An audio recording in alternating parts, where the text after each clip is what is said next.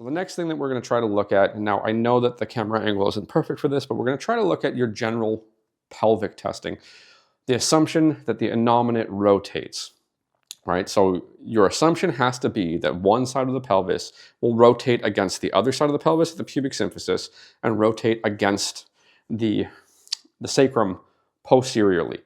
So the sacrum has to stay still, the other side of the pelvis has to stay still, and nothing else can move. So if anything else moves, you run into an honest to goodness problem.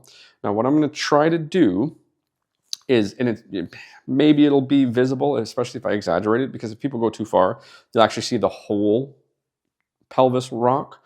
So if I do an anterior posterior pelvic rotation on this side, so again, the camera angle is not perfect, but if I do this, okay, now I can be very subtle there and something can happen.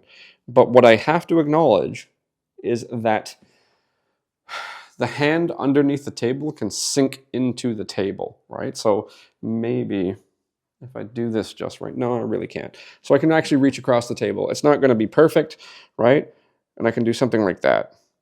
And you can actually see, I'm reaching across table, so this isn't the most appropriate way to do this. But I can rock the whole pelvis. Now, if you're very subtle, it'll look like this. And then something will feel like it's happening. But as I am underneath the posterior side, and I'm going to lift a little bit, what's going to happen is my knuckles are going to roll over the table, and the table is going to squish regardless of how firm or soft the table is. So I can confuse myself. Now, if I look a little further down, as I do this, you know, the legs are rocking. You actually can probably see it just about here if you look here. So anterior and posterior pelvic rotation, or foot moves. So no matter how subtle I am, there's auxiliary movement. Once that auxiliary movement is occurring, I have reason to be less confident that I'm testing the thing that I think I'm testing. So again, the assumptions in pelvic testing are that it can actually, the pelvis, one side or the other, can move meaningfully against the pubic symphysis of the still ilium or innominate on the other side and a still sacrum. If the leg's not staying still, on the opposite side, we've got a bit of a problem. We're probably not testing what we think we're testing. We go to, good old in flare and out flare. If you look at her leg right about here, you should be able to see some movement. No matter how I do this, I push her across the table. The out flare, no matter how I do this, we get other wiggles. It's very subtle. You'll have to pay close attention.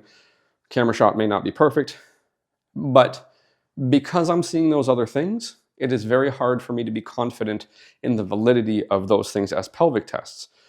So, as I noted at the beginning, you have to assume that one side of the ilium or the innominate, or really the pubis, can rotate against the other side of the pubis at the pubic symphysis, and that the sacrum is going to stay still and that nothing else is really going to move. Well, you got a squishy table. Even if it's a firm table, other stuff is obviously moving no matter how subtle I am. So if you pay close attention to me, I'm very subtle, but the test is not doing what you say it's doing. It's very unlikely that that movement is a thing. So we're going to go ahead and say that that pelvic testing in the classic osteopathic way is probably not what it says it is. Will you find something? You'll find something because you're doing it consistently. Maybe it's meaningful, maybe it's not. I'm just less likely to buy it.